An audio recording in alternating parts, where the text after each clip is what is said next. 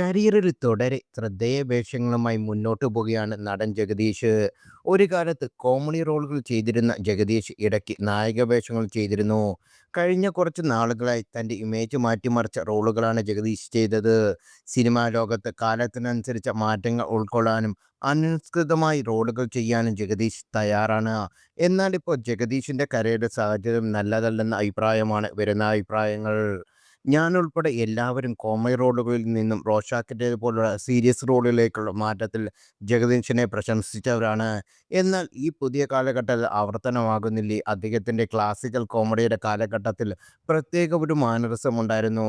എന്നാൽ Rorschach, KAAPA, Abraham Ozler തുടങ്ങിയ സിനിമകളിലെ ഗൗരവമുള്ള വേഷങ്ങളിൽ ചെറുതായും കൃത്രിമത്വം തോന്നുന്നു. ഫാമിലി എന്ന സിനിമയിൽ അതുല്യമായ പെർഫോമൻസ് സ്റ്റൈൽ കൊണ്ടുവന്നു എന്നാണ് വരുന്ന കുറിപ്പുകളിലെ പ്രശസ്ത ഭാഗം. സീരിയസ് റോളുകളിൽ ജഗദീഷ് കുടുങ്ങിപ്പോകുന്ന സാഹചര്യമാണ് ഇപ്പോഴുള്ളതെന്ന് നിരവധി പേർ പറയുന്നു. ഒരു കാലഘട്ടത്തിൽ കോമഡി റോളുകൾ ചെയ്ത് പലരും പിന്നീട് സീരിയസ് റോളുകൾ അഭിനയിച്ച് പുരസ്കാരം ഏറ്റുവാങ്ങിയിട്ടുണ്ട്.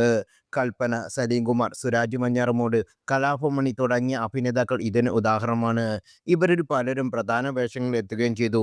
പലരും കോമഡി വേഷങ്ങളിലേക്ക് പിന്നീട് തിരിച്ചു വന്നിട്ടില്ല. സീരിയസ് റോളുകൾ മാറിയ ശേഷം തൻ്റെ കരിയറിലുണ്ടായ മാറ്റത്തെക്കുറിച്ച് ഒരിക്കൽ സലീംകുമാർ സംസാരിച്ചിട്ടുണ്ട്. ആദാമിൻ്റെ മകൻ അബു എന്ന സിനിമയിൽ ദേശീയ പുരസ്കാരം ലഭിച്ചതിന് ശേഷം തന്നെ കോമഡി റോളുകൾ വന്നില്ലെന്നാണ് സലീംകുമാർ പറയുന്നത്. സിനിമകളിൽ ഇന്ന് കോമഡി റോളുകളില്ല. അതുകൊണ്ട് ഞങ്ങൾ സീരിയസ് റോളുകൾ ചെയ്യുന്നു. തനിക്കിപ്പോഴും കോമഡി റോളുകൾ ചെയ്യാൻ ഇഷ്ടമാണെന്ന് സലീംകുമാർ പറഞ്ഞു. സലീംകുമാറിന്റെ സാഹചര്യമാണോ ജഗദീഷിനെ നേരിടുന്നതെന്ന ചോദ്യവുമുണ്ട്.